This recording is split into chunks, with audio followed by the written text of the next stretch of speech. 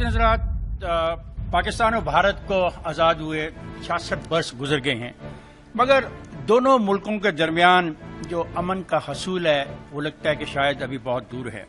दोनों मुल्कों के अवाम की अक्सरियत गुर्बत का सामना कर रही है और जब तक इन ममालिक के तल्लुकात बेहतर नहीं होते, उन अवाम की ज़िंदगी बदलने की जो कोशिशें दोनों तरफ हो रही हैं उसमें कामयाबी मुमकिन नहीं नज़र आती। पर सवाल ये पैदा होता है कि ऐसा मुमकिन क्यों नहीं है? वो कौन से मसाइल हैं जिनकी बिना पर ये आपस में बैठ के मामलात को रिजॉल्व नहीं कर सकते? क्या कोई ऐसी ताकत है जो इन मामलात को तय नहीं होने दे रही? हर दफ़ा जब कदम अमन की तरफ बढ़ते हैं तो महसूस होता है कि उन बढ़ते हुए कदमों को पीछे आना पड़ता है, लगता है किसी ने धकेल दिया है। इस हवाले से आज जियो न्यूज़ ने पाकिस्तानी और भारतीय पार्लियामेंटेरियंस के माबैन इस मुज़ाकरे का एहतमाम किया है और मेरे साथी मेज़बान हामिद मीर आपसे मेहमानों का तारुफ कराएंगे। जनाब हामिद मीर। शुक्रिया इफ्तिखार अहमद साहब। आज की इस ग्रेट इंडो पाक डिबेट में हमारे साथ पाकिस्तान और भारत के कुछ मायनाज सियासतदान मौजूद हैं। सबसे पहले मैं जो अपने भारतीय मेहमान हैं उनका तारुफ करवाऊंगा। हमारे साथ मौजूद हैं जनाब मणिशंकर आयर साहब, भारतीय लोकसभा के रुकन और कांग्रेस पार्टी से उनका ताल्लुक। बहुत शुक्रिया आपका।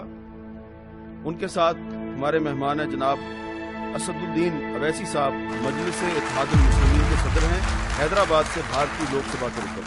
आपको भी बहुत शुक्रिया। और उनके साथ हैं जनाब कीर्ति आज़ाद साहब, जो कि पाकिस्तान में पहले से काफ़ी जाने जाते हैं, फॉर्मर इंडियन टेस्ट क्रिकेटर और लोकसभा के रुकन हैं, बीजेपी से उनका ताल्लुक है। बहुत शुक्रिया कीर्ति साहब।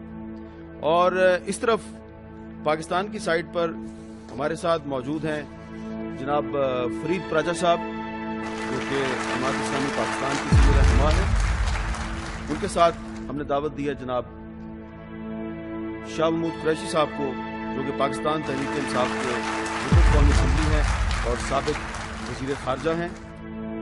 उनके साथ हैं जनाब खुर्रम दस्तगीर खान साहब, जो कि मुस्लिम लीग के रुकन कौमी असम्बली हैं और स्टेट मिनिस्टर भी हैं।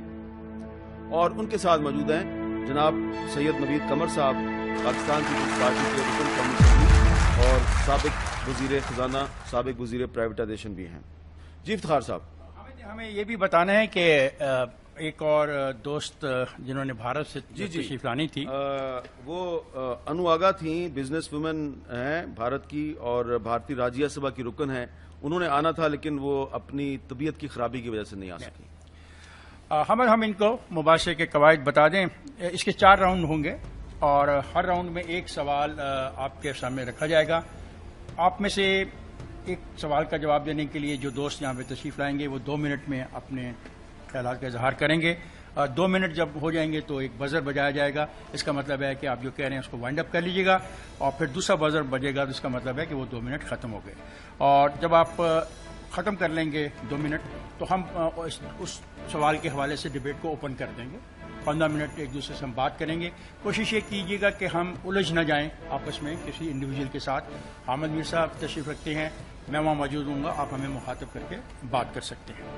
और इस बात का भी ख्याल रखा जाए कि जो आज गुफ्तगू यहाँ हो रही है, मुबाशरे में जिन ख्यालात का इजहार आप करेंगे या ये दोस्त करेंगे, हमारे जो नशियाती अदारा है, ज़रूर नहीं कि आप दोनों फ्रीकैन के जो हैं मौक़िफ़ उनसे इत्तफ़ाक़ करते। तो हमें ब्रेक पे जाना होगा। ख्वातीन हज़रात, हम जा रहे हैं ब्रेक पे, जाएगा नहीं, हमारे साथ रहिएगा।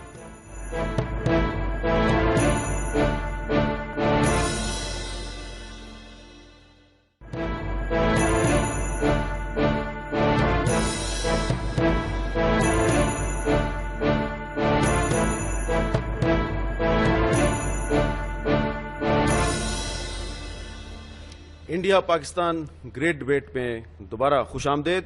और अब हम अपनी ग्रेट डिबेट का बाकायदा आगाज करेंगे। आज का जो हमारा पहला सवाल है, मैं सवाल आपकी खिदमत में पेश करूंगा।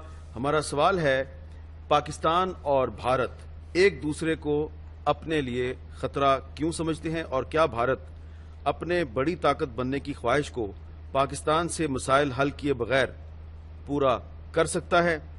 یہ ہے جی ہمارا پہلا سوال. اور افتخار احمد صاحب جو ہیں, میرا خیال ہے کیرتی آزاد صاحب کو کہیں اوپننگ کرنے کے لیے. جی کیرتی آزاد کیرتی آزاد صاحب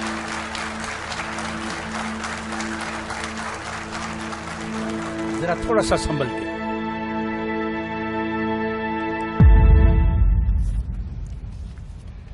شکریہ. ویسے تو میں کرکٹ کھیلتا تھا تو مڈل آرڈر بیٹسمین تھا, آج اوپننگ کے لیے مجھے کہا گیا ہے. کوشش کروں گا کہ you have been promoted. Thank you, بہت بہت شکریہ.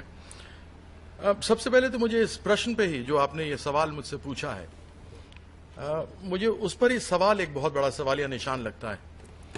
مجھے نہیں لگتا ہے کہ ہندوستان کو پاکستان سے یا پاکستان کو ہندوستان سے کوئی خطرہ ہونا چاہیے. کہ ہندوستان کوئی پاکستان کی زمین نہیں چاہتی. ویسے ہی ہمارے پاس 120 کروڑ لوگ ہیں جن کی سمسیاؤں کے لیے جوجھتے رہتے ہیں. ہم اپنے دیش میں الگ الگ اچھے بل ان کے لیے نکالتے رہے ہیں, اور پھر پاکستان کی زمین لیں یا لوگوں کو لینے کے ہمارے من میں کوئی کوشش ہو تو ایسی کوئی بات نہیں کہ 20 کروڑ لوگ اور ہم اپنے سر پر بٹھائیں. لیکن یہ ضروری ہے کہ اس 21ویں شتابدی میں 21st سینچری میں ہم لوگ جو آگے بڑھ رہے ہیں, اس 21st سینچری میں ہم لوگ کو ساتھ مل کر آگے کام کرنا ہوگا. میں صرف ایک مثال دینا چاہتا ہوں. میں میرٹس آف دا کیس پر نہیں جاتا. آپ کی سورنٹی اس دن خطرے میں پڑ گئی تھی, میں پاکستان کی بات کر رہا ہوں, جب یونائٹڈ اسٹیٹس آف امریکہ آپ کے دیش میں گھس کر بنا آپ سے پوچھے ہوئے اپوٹ آباد میں حملہ کر گیا اور چپ چاپ نکل بھی گیا اور آپ سے پوچھا تک نہیں. خطرہ اندر سے نہیں, خطرہ باہر سے ہے. اور ہندوستان سے خطرہ آپ کو ہو نہیں سکتا, کیونکہ ہندوستان کے مہاتما گاندھی جنہوں نے سدیو کہا, اور اس سمے جب تھے اور آزادی کی لڑائی لڑ رہے تھے تو بھارت اور پاکستان ایک ہی تھا, اور وہ شانتی کے دودھ تھے. انہوں نے سدیو شانتی کو لے کر آگے بڑھے, اور بھارت بھی اسی شانتی میں ہی وشواس کرتا ہے اور اس شانتی سے باہر کبھی نہیں گیا ہوا. اگر خطرہ ہے, اور وشیش کر کے میں پاکستان کے لیے کہوں گا, ہو سکتا ہے ہمارے میں بھی کمیاں ہوں گی جو آپ بتائیں گے, لیکن اگر خطرہ ہے تو وشیش کر کے پاکستان کو اپنے اندر سے ہی ہے. لگ بھگ 150 ملک ہیں سینٹرل ایشیا سے لے کر ساؤتھ ایسٹ ایشیا تک میں جہاں پر ملٹری کو ہو چکا ہے, اور کیول ایک بھارت ہے جہاں پر آج تک کبھی بھی سینا نے چڑھائی نہیں کیا. اس لیے 3 چیزوں سے خطرہ ہے انترک, اور وہ ہے, ختم کرتا ہوں, دہشت گردوں سے. ہماری خفیہ ایجنسی کبھی ہمارے سر پر بیٹھ کر نہیں بول سکتی. تیسرا, ملٹری کا کوئی بھی آدمی آ کر اپنی آنکھیں سرکار کو نہیں دکھا سکتا. یہ کیول میں اشارے میں بات بتا رہا ہوں. یہ 3 خطرے سے اگر آپ اوپر رہیں تو بھارت بھی آگے بڑھ رہا ہے, اور آگے بڑھ کر ہمیں اچھے کاموں کو کرنا چاہیے, جس کی مثالیں میں آپ کے سامنے رکھوں گا جب یہ ڈیبیٹ آگے چلے گی. بہت بہت شکریہ.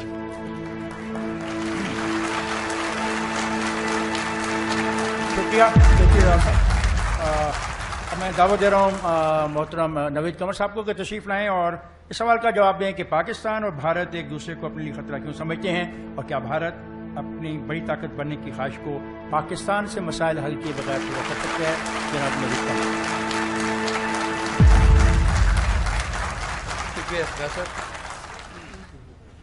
میرا خیال ہے کہ اگر ہم یہ کہیں گے کہ بالکل ہی کوئی ایک دوسرے سے خطرہ نہیں سمجھتا, جیسے میرے دوست کیرتی آزاد صاحب نے کہا, تو یہ ریئلسٹک نہیں ہے. اگر ہم اپنی تاریخ کو دیکھیں تو پھر ہم یہ نہیں بھول سکتے کہ جو جنگیں ہوئی ہیں, 65 کی جنگ ہوئی ہو یا 71 کی ہوئی ہو, یا اور جو بیچ میں کانفلکٹس ہوئے ہوں, تو یہ تو ضرور ایک سائیکولوجیکل اوور ہینگ ہوتا ہے ان تمام چیزوں کا, کہ جو کہ ہر وقت ہمیں چوکنا کرتا ہے, ان کو بھی اور ہمیں بھی. اور یہ بھی ضرور ہے کہ جب بیلنس آف پاور کی ہم بات کرتے ہیں تو ملٹری ٹرمز میں, اور خاص کر اب نیوکلیئر ٹرمز میں, یہ بیلنس آف پاور جو ہے انڈیا پاکستان کا جو ہے وہ ہمیشہ ایک دوسرے کے ساتھ رہا ہے, اور خاص کر پاکستان کو تو ڈائریکٹلی جو ہے جو یہاں بھی بیلنس رکھنا ہوتا ہے وہ انڈیا کے ساتھ اس حساب سے رکھنا ہوتا ہے. لیکن اب وقت آ گیا ہے حالات چینج ہو گئے جہاں اب ہمیں ان تمام چیزوں سے آگے بڑھنے کی ضرورت ہے. میرا خیال ہے کہ آپ نے یہ مناسب کہا کہ سپر پاور کی بات جب آپ کرتے ہیں، اور میرے حساب سے کوئی بھی ملک جو ہے تب تک سپر پاور بننے کا سوچ بھی نہیں سکتا جب تک وہ اکنامک سپر پاور نہ بنے. اور اکنامک سپر پاور بننے کے لیے آپ کو ریجن میں ایک نہ صرف ہارمونی چاہیے بلکہ آپ کو ایک ریجنل گروتھ کی ضرورت ہوتی ہے. آپ یورپ کو دیکھ لیں، آپ آسیان کو دیکھ لیں، یا کسی اور ملک کو جہاں پورا کا پورا جو ریجن ہے وہ اکٹھے گرو کرتا ہے. اور اس لحاظ سے ہندوستان کے بھی جو ہے انٹرسٹ میں یہ ہے کہ پاکستان کے ساتھ جو حالات ہیں وہ بہتر ہوں، تاکہ ان کے بھی جو ہے اکنامک گروتھ اور ٹریڈ اور یہ تمام کی تمام چیزیں اکٹھے جو ہیں گرو کریں، اور پاکستان کے لیے بھی وائس ورسا یہ ایکولی امپورٹنٹ ہے. Thank you.